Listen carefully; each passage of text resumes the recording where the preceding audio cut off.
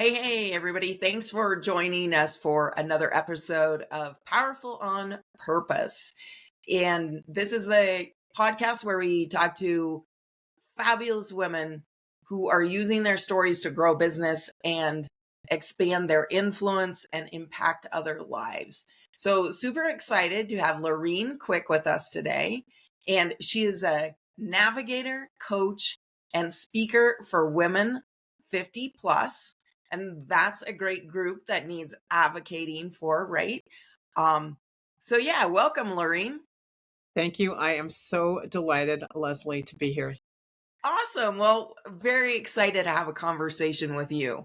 And I always like to start with tell our audience a little bit of the story that brought you to helping this particular group of women. It began when I turned 60 years old. That day, I spent some time reflecting, and I realized, at 60, okay, I might have 20 really great years left, maybe 30, maybe if I'm really lucky, 40. And there were all these things I always said I was going to do. For example, one of them was I was going to go to see Machu Picchu in Peru.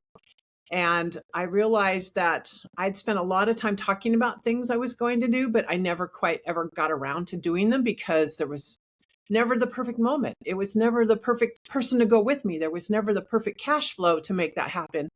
So I promised myself I would stop talking about anything that I was not doing. And that took me on a journey. I'm 67 now. It's been 7 years. That took me on a journey of self-discovery. And I did actually, I think even that week, booked a ticket, took up a tour to go to Peru and see Machu Picchu. But that then led to other things. I got home and I realized, oh my gosh, if I want to keep being active like this, I'm going to need to lose some pounds. I was about 80 pounds over what I am right now today. Oh. And I'm going to need to be more fit. So I started walking, and then I started hiking. And now I do travel where I hike and I adventure all the time everywhere. And in the meantime, through all of that, I was talking to women my age who were going through the same kinds of things. And there was really no one supporting them. No one told us, when you have you start your period, you go through classes at school. And when you're going through menopause, you get instructions from your doctor. No one says that when you're in your late 50s, early 60s, you start to wonder, what am I going to do with the rest of my life?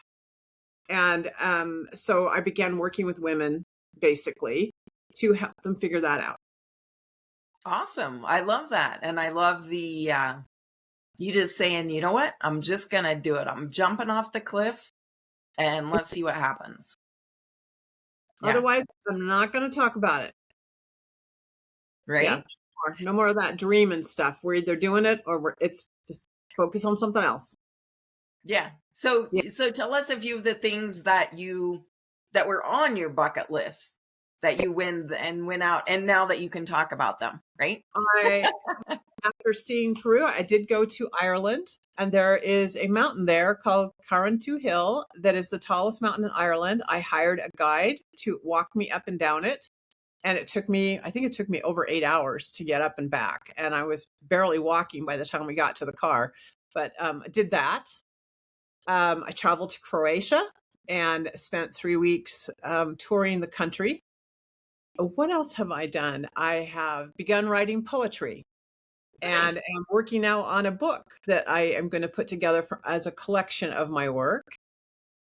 Oh, gosh. I mean, what else have I done that's been incredible? I went backpacking last summer for the first time in a very long time and took my dog. I got a dog, actually. Instead of missing my dog that I used to have when I was young, I actually got a new dog, trained her, and we hike together now. But also for the first time ever, we backpacked together last summer. So life is just a big adventure. Right. That's how I believe it should be. And so we just have to look for the opportunities that present themselves to us, but also create those opportunities as well. Great. So what is kind of the first step you help women come to when they come to you and they're like, I'm not sure what I need to do with my life, but I'm not right. I'm at that point where I feel like I want to do something. Then what would be your advice, or how would you help them in that kind of that first step? Well, in a very immediate moment, I would say make yourself a rule that you will only do those things that bring you joy. That's it. If it doesn't bring you joy, decline. Say no, thank you. Say you're busy. Find another way to get that message out, but do not do it. And then in a longer way, or a more methodical way, I would say realize you have to begin to live a reflective life. That you need to go deep inside yourself to find out what, at a very deep level, brings you joy. Where is happiness for you? And then beyond the awareness of that, you need to begin to seek it. And for me, it's travel and it's hiking, but it could be anything for anyone. It could be spending more time with your grandchildren. So you decide you're going to move across the country so that you're closer to where they live. Right. It could be that you decide you love to read, and you want to write a book, and you write the book. It could be you decide that you have always wanted to run a nonprofit. You have always wanted to give back to the world in some way that's significant around childhood hunger. And so you establish a nonprofit that does exactly that, whatever that is. But you're not going to know that unless you begin to go inside yourself and actually listen to the voice that's speaking to you that you've been ignoring for, I'm guessing, a very long time. Right. Right. Yeah. And that's amazing advice, right? Always, I think you make such a valid and beautiful point in the sense that awareness of what is sucking joy from us, right? And two, this, and giving women permission. If it doesn't bring joy, like cut it out, right? Like I'm with you on that one, sister. Though I got to remind myself, every once in a while I get caught in something. I'm like, wait. Nope, that breaks the rule. So I think it's always continuing awareness. But then that second piece of what is it that brings us joy? And many women, I think, have forgotten that or put other people's joy ahead of their own. So now it really is that, how do I even start in that process? Exactly. We forget over 20, 30, 40 years of giving, which is what a lot of us do. We give to our children, we give to our husbands, we give to our families, we give to our work, right? And so there's only a little teeny tiny piece of us left at the end of the day. And now suddenly I'm looking at 20, 30 years where there's a big gap here. I could fill that up with me. But what is it I want to do? Yeah. Right. And even filling it up with you, I'm guessing there's a certain percentage of women that, like, that's a scary thought for, right? I think it's terrifying sometimes for some of us. It's frightening. Right. Because I've always focused on other people. I know what they all need. I know how to manage that. But this, not so much sure how to manage it. Yeah. And the other side to that is most of those people that you've been taking care of, they no longer want you to take care of them. And then you start creating conflicts and problems in the relationships you have with them. Because the other thing that happens is, as you learn to negotiate then your new roles with your adult children, for example, and it's not as much time. They don't need you as much time as they used to. Yes. And so then glorious you get to step into your own. Whatever that might look like. But you're right, it's terrifying. Right. Exactly. And where do you even start? Right. It's like, oh, I got to reinvent myself. And I will say, my mom, my dad died, gosh, years ago. Like I can't even, over 40 years ago, maybe 30 some. Anyway, one of the most interesting things she said to me was, I don't know who I am without your dad. And, a very similar thing, right? What do I do now? Like, I am this person that relates to all these things, and those things are gone. Mm-hmm. Yep. And same with your children. They go away, they grow up, they have their families. They do not need you to be there every moment of the day anymore. But I don't know who I am if I'm not somebody's mother, right? Or Right. somebody's wife, or somebody's employee. So it's a fundamental time of great uncertainty, and it can be very scary. But I would say, and in fact, I was sharing with someone the other day, and again this morning, we were talking about sometimes when I'm going through this, because you keep going through this, it's a continual process of growth and reinvention. I'm sitting in a room, in the middle of the room, and there is nothing in the room except for all the walls and the floors, and they're covered in paint. There's just bright, beautiful colors everywhere, but there is no shape. There's no definition to anything.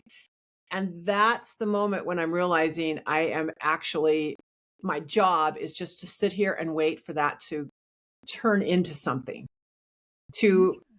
for shapes to emerge and for a picture to happen that gives clarity to me. But in the meantime, I just get to sit here in this room and look at all this beautiful color and love myself and have patience and kindness for who I am and trust this is going to get clear and I will know. And then one day you look up and the whole room is a mural of your life and it makes total sense and you can move forward. But there is this pause that we go through and it's extremely uncomfortable, but it's worth it. It's worth going through. Right.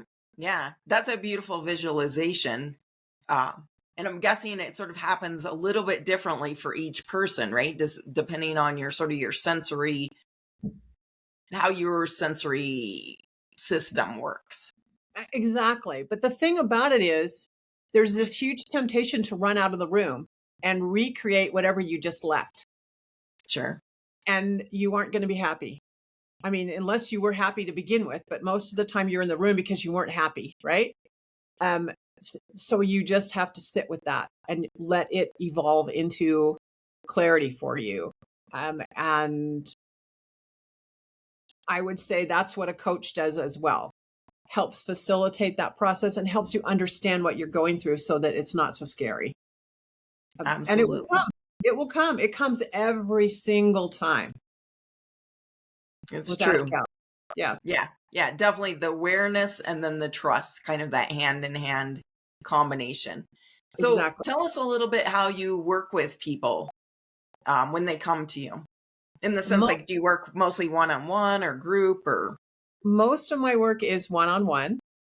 This coming year, I'm going to be vamping that up a little bit and creating a new package. It's going to be, I'm only going to be working with women on a 16-week program, or you could call it 4 months, right? And it will take you from the beginning of that process all the way through to where, when we are finished, you will have great clarity. You will know what you're wanting. You will know strategies for creating those things. You will feel like the canvas has evolved into a very clear picture of what you want your life to be, and you can move forward from that in strength, in intensity, and in clarity, with integrity as well. So I do that. Next year, I will also be hosting I focus on the next chapter as sort of a theme for the work I do. And there will be a summit that I'm preparing for with others. I will have 10 to 12 experts with me. And the whole focus is for women on their next chapter. And so there'll be speakers on how, if you want to write a book, here's some ideas and thoughts about how to do that.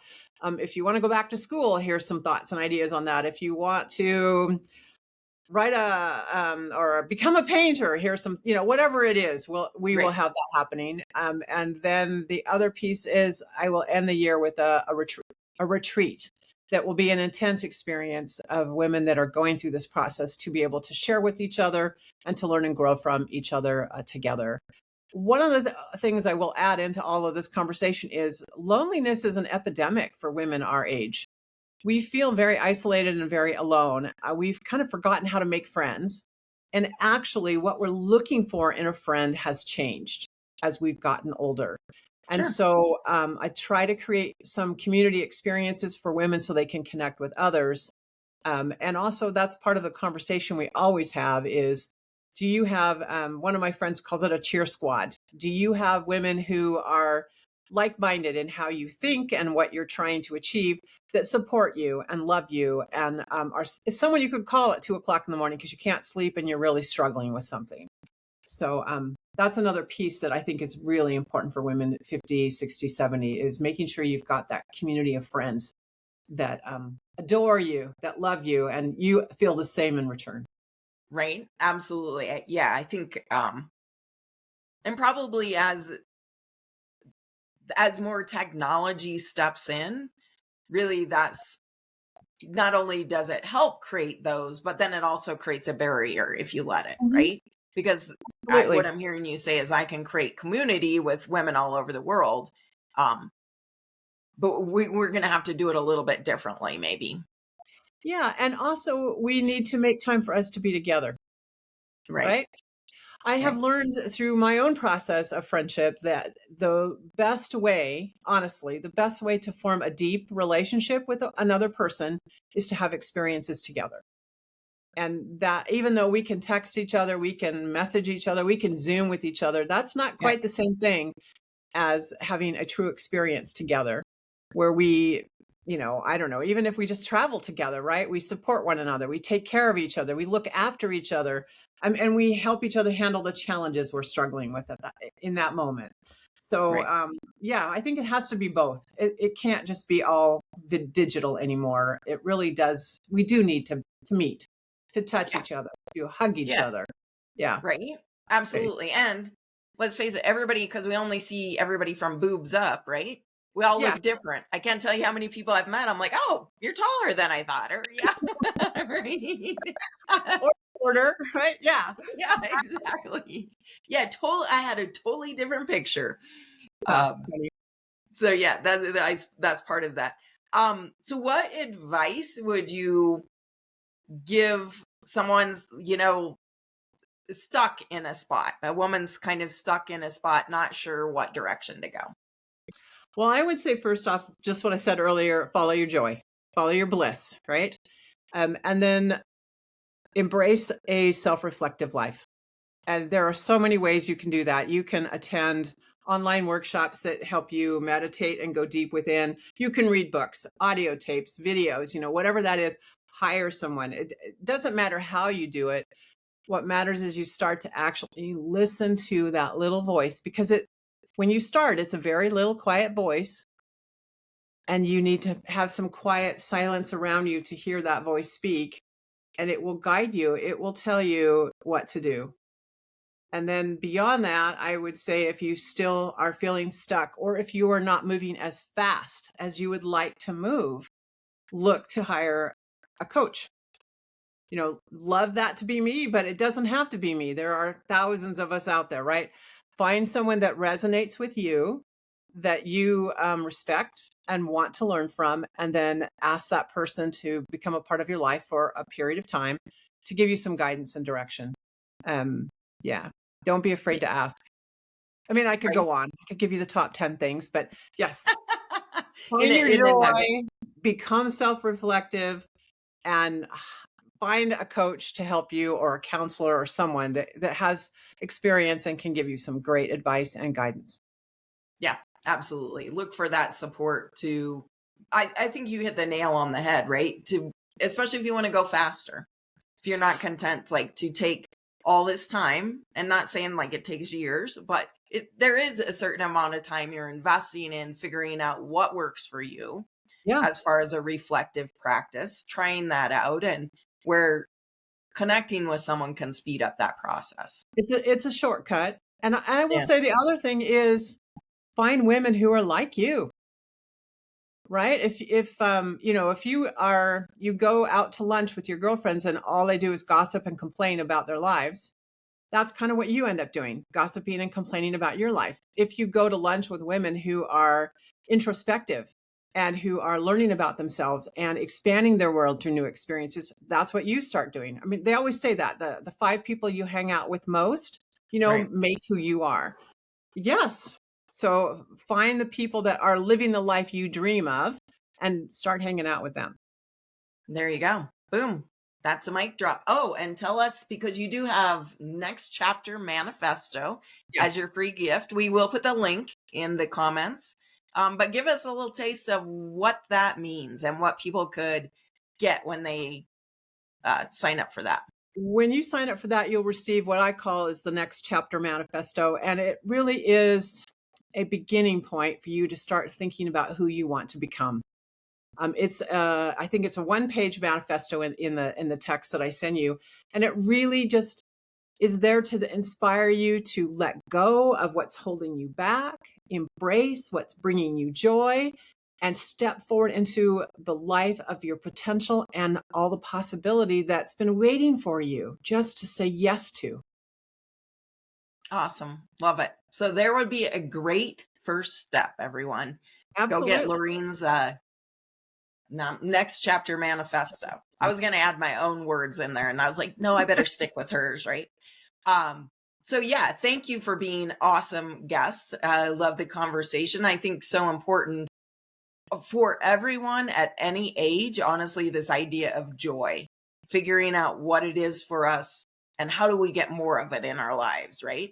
But definitely, as we the shifting sands, right? Whatever the balance scale is, I think it just becomes that more important that we really seek that we spend more time in that. So thanks for that lovely conversation today. My pleasure. Thanks for having me, Leslie. Absolutely. Yes. And be sure and subscribe, because you don't want to miss any more conversations with fabulous women who are really changing the world for good. Yeah. Thanks for joining us.